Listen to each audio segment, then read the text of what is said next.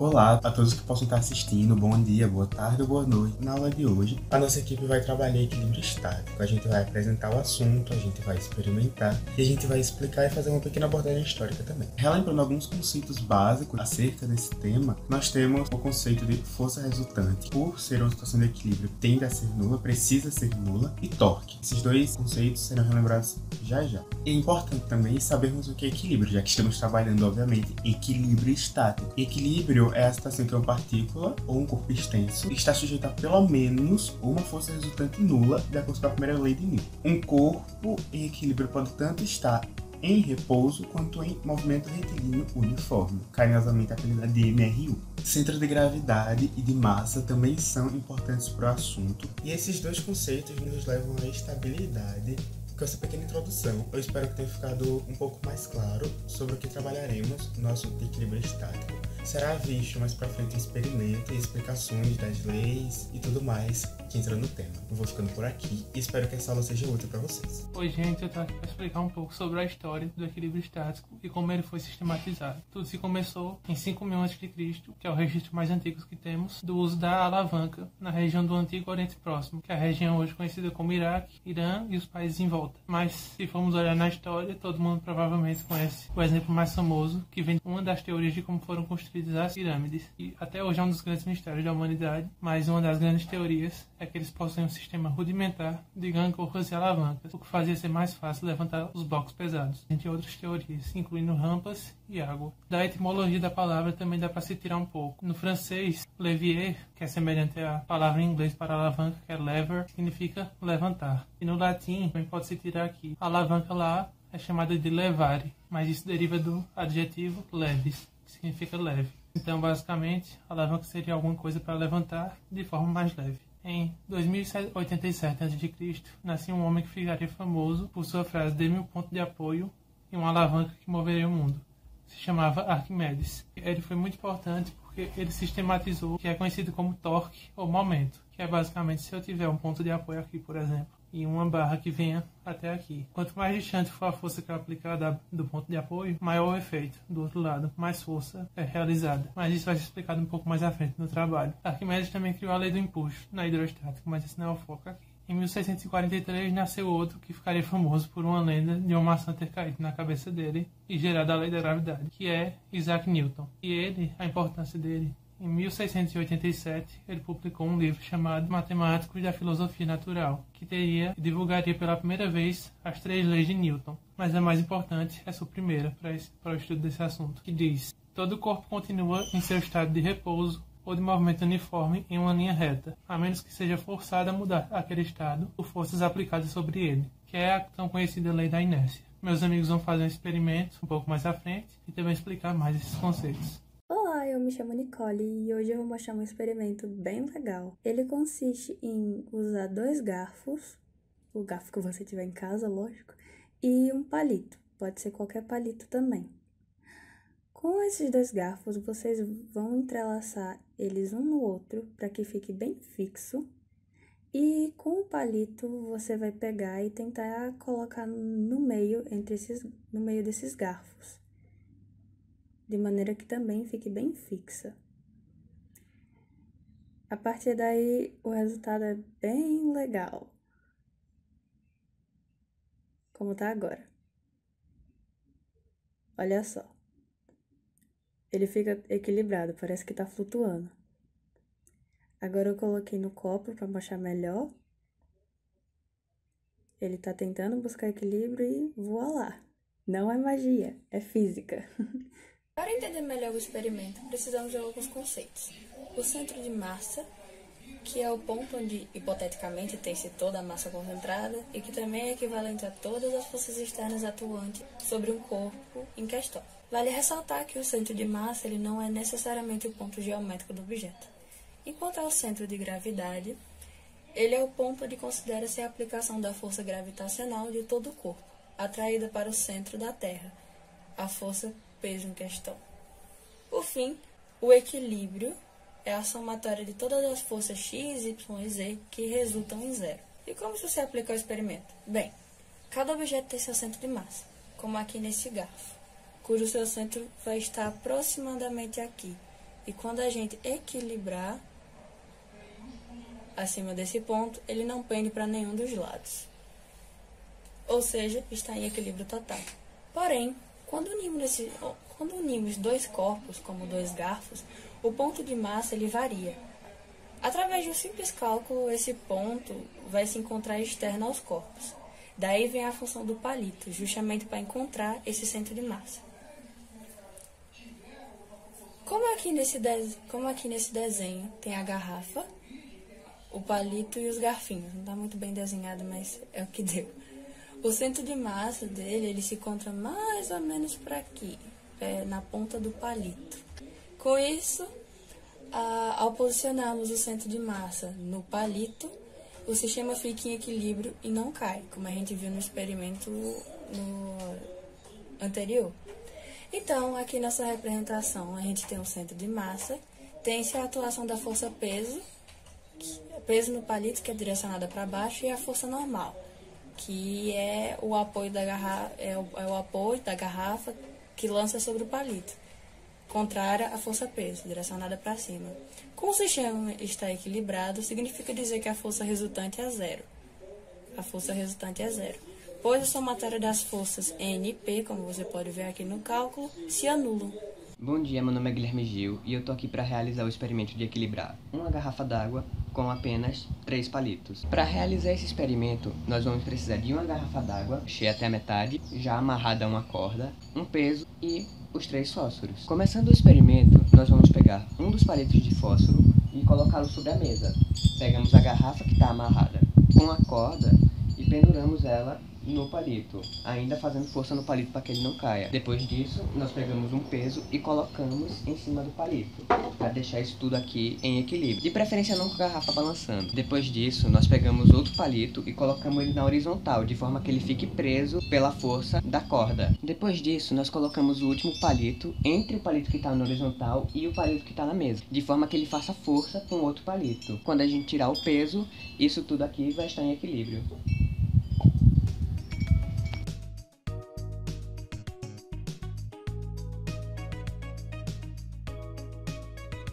Para a gente entender como isso tudo aqui está em equilíbrio estático, a gente tem que primeiro olhar para os 3 fósforos. Começando pelo fósforo que ele está na horizontal. Ele está constantemente tendo a força da corda aplicada nele dessa maneira. Por isso que ele fica tão estável. Assim, com essa estabilidade toda, como se ele fosse uma barra de ferro entre duas paredes, por exemplo. Dá a oportunidade desse fósforo aqui exibir força no fósforo que está na mesa. Fósforos ficam tão estáticos, justamente porque tem sempre uma força constante aqui, e isso dá um espaço para esse atuar sobre o fósforo que está em cima da mesa. Já para explicar como isso tudo aqui está estático, incluindo a garrafa, a gente tem que primeiro perceber a noção do efeito alavanca que a gente tem aqui. A gente tinha o fósforo, justamente com o peso que a gente já tirou, e a gente tinha a força da garrafa que puxava para baixo, num sentido anti-horário. Quando a gente colocou esse fósforo aqui, que está estabilizado pelo fósforo na horizontal, ele exerceu outra força, uma força no sentido horário, contra essa força do peso da garrafa. Isso, quando feito certo, porque quando a gente está usando palitos, eles são um pouquinho pequenos e não dá sempre para acertar de primeira. Isso acaba gerando força e faz com que o fósforo na mesa, ele faça isso na mesa. E isso gera atrito, o que impede dele deslizar da mesa e cair, o que aconteceria se eu não tivesse essas coisas do fósforo em outro momento. E esse experimento ele é muito interessante porque esse conceito é um conceito que é utilizado em muitas coisas e principalmente esse é o motivo do equilíbrio de alguns tipos de ponte. Agora eu vou explicar a parte física do experimento.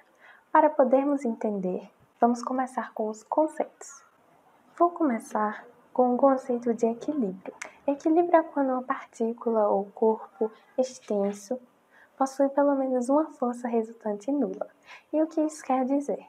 Que quando as forças atuantes naquele eixo, por exemplo, se eu adotar eixo XY, se no eixo X a soma das forças der zero, significa que a força resultante é nula.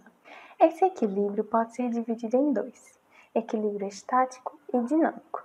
No nosso caso do experimento, é o equilíbrio estático, pois os corpos atuantes no sistema estão em repouso. No nosso caso, temos um corpo extenso, que é quando o formato e tamanho importam. E também ele pode produzir um torque ou momento de força, que nada mais é do que um movimento de rotação. Para que o sistema esteja em equilíbrio estático, além da força resultante nula, o momento de forças também precisa ser nulo. É importante saber também que existem 3 formas de equilíbrio: o equilíbrio estável, o instável e o indiferente. Nesse caso, eu vou explicar para vocês esses 2, instável e estável. No equilíbrio estável, ao aplicar uma força no corpo, ele tende a voltar à sua posição original. Já no equilíbrio instável, ele tende a mudar de posição com qualquer força aplicada. Vejamos um exemplo disso. Tomemos como base as seguintes imagens, onde temos um corpo com formato retangular. Vejamos o que acontece quando colocamos o ponto de sustentação acima do centro de gravidade. No primeiro desenho, temos a força-peso apontando para baixo e uma outra força no sentido contrário puxando ela, que sustenta o corpo. Esse sistema está em equilíbrio, pois as forças estão se anulando e não há distância ou braço entre elas, ou seja, sem rotação. Agora suponha que eu tenha aplicado uma pequena força no lado esquerdo desse corpo, como está representado no segundo desenho. Irá haver uma pequena distância entre as forças, o que vai fazer com que esse corpo faça uma rotação. Como está indicado pela seta azul, essa rotação será no sentido horário e o corpo irá voltar ao seu estado original. A mesma coisa acontece se eu aplicar a força do lado direito. Ele também vai se movimentar, provocar uma rotação e voltar ao seu estado inicial. Isso é o que chamamos de equilíbrio estável. Mas o que acontece se o ponto de sustentação estiver abaixo do centro de gravidade? Nesse caso, se eu aplicar uma força nesse corpo, a tendência é dele sair da posição inicial e não voltar. Isso é o que chamamos de equilíbrio instável. E como é mostrado na segunda imagem, o objeto pendurado irá girar até encontrar o seu equilíbrio. No caso do experimento, o sistema irá se adaptar para que o centro de gravidade fique abaixo do ponto de sustentação, fazendo com que ele consiga ter um equilíbrio estável e estático. Olá, eu sou Maria Maiara e agora eu vou falar um pouco sobre as leis e equações utilizadas no equilíbrio estático. Para o corpo, ele está em equilíbrio estático, ele não pode mover e ele também não pode girar. Quando é que isso vai ocorrer? Isso vai ocorrer quando a resultante das forças que atuam sobre um corpo for zero e também em corpos extensos, quando a resultante do momento de uma força for nulo. Para resolver questões desse assunto, é fundamental a gente ter em mente alguns métodos de resolução que vão ajudar a decompor as nossas forças ou reorganizá-las. Desse modo, a gente vai conseguir resolver os problemas de forma mais fácil. Bom, a gente tem aqui o método da linha poligonal, que nada mais é do que a gente vai ajustar o nosso sistema de forças em um polígono fechado em que a resultante da soma dessas forças será nula. E também temos o método das projeções, em que a gente colocará o nosso ponto material na origem e determinará as projeções das forças, tanto para o eixo Y quanto para o eixo X. Lembrando que aqui são desenhos meramente ilustrativos para facilitar a compreensão, mas estão fora de escala. Para nos auxiliar ainda mais na resolução de questões, também temos o teorema de Lamy e a decomposição de vetores. Ele vai ser utilizado quando uma partícula estiver submetida à ação de 3 forças, coplanares e concorrentes. A relação é que a razão entre o módulo de cada força e o ângulo oposto é constante. Com base nisso, a gente pode resolver vários exercícios, contanto que ele tenha apenas 3 forças atuando sobre uma partícula ou um corpo material que esteja em equilíbrio. Já em corpos extensos, além da gente saber tudo que vimos anteriormente, é muito importante sabermos a fórmula e a aplicação de um momento de uma força, que também é chamado de torque. O momento de uma força é igual à força vezes o braço. No sistema internacional é adotado o Newton-metros como unidade do momento de uma força. Mas o que é o momento de uma força? O momento de uma força é uma grandeza física que mede a capacidade da força de produzir uma rotação no corpo. De forma internacional, a gente adota o seguinte: quando for produzida rotações no sentido horário, a gente vai adotar o sinal negativo.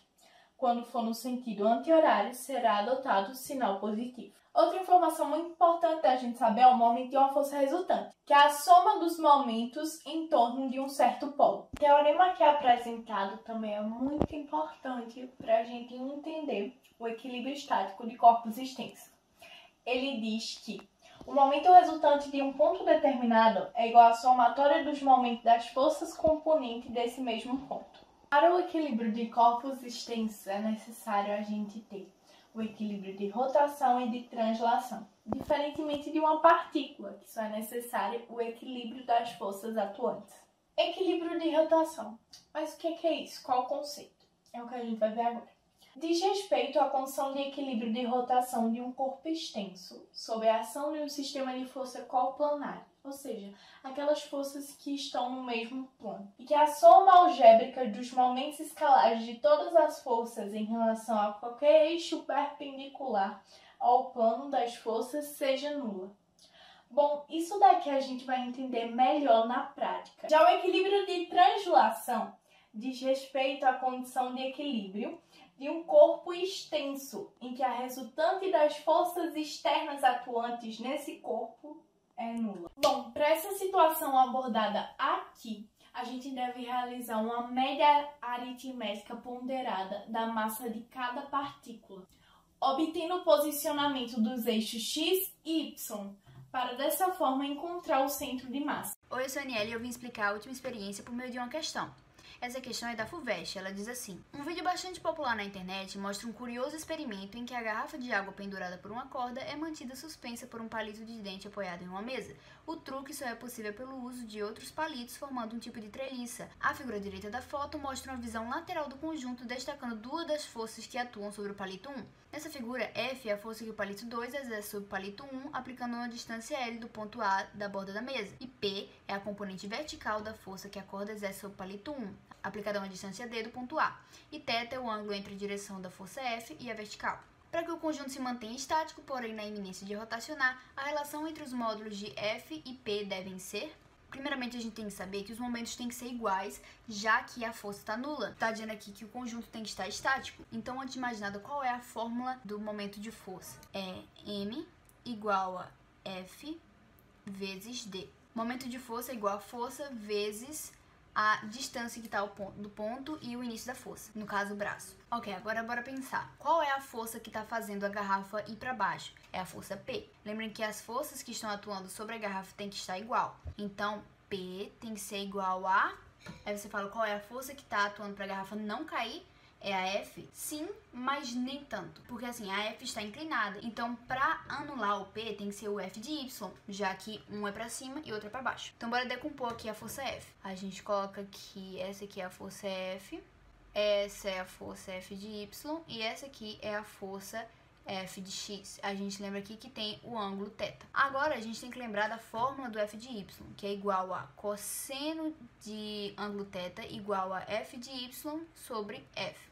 Então, isso fica como F vezes cosseno de θ igual a F de Y. Bora deixar isso aqui reservado. A gente tem que entender que a força peso, ela tá anulada com a força Y. Então, quer dizer que a força peso tem que ser igual à força Y. Mas lembrando que para algo estar em equilíbrio, não necessariamente precisa ser a força, mas sim o momento de força. Então, quer dizer que F1 vezes D1 igual a F2 vezes D2. E a gente já sabe quais são essas forças, o P e o F de Y. Cada um tem o seu braço e a gente consegue ver aqui em cima. L vai do ponto A até o ponto F. Então quer dizer que L é do ponto F. E o ponto F, no caso, é o F de Y. Então fica F de Y vezes L igual a...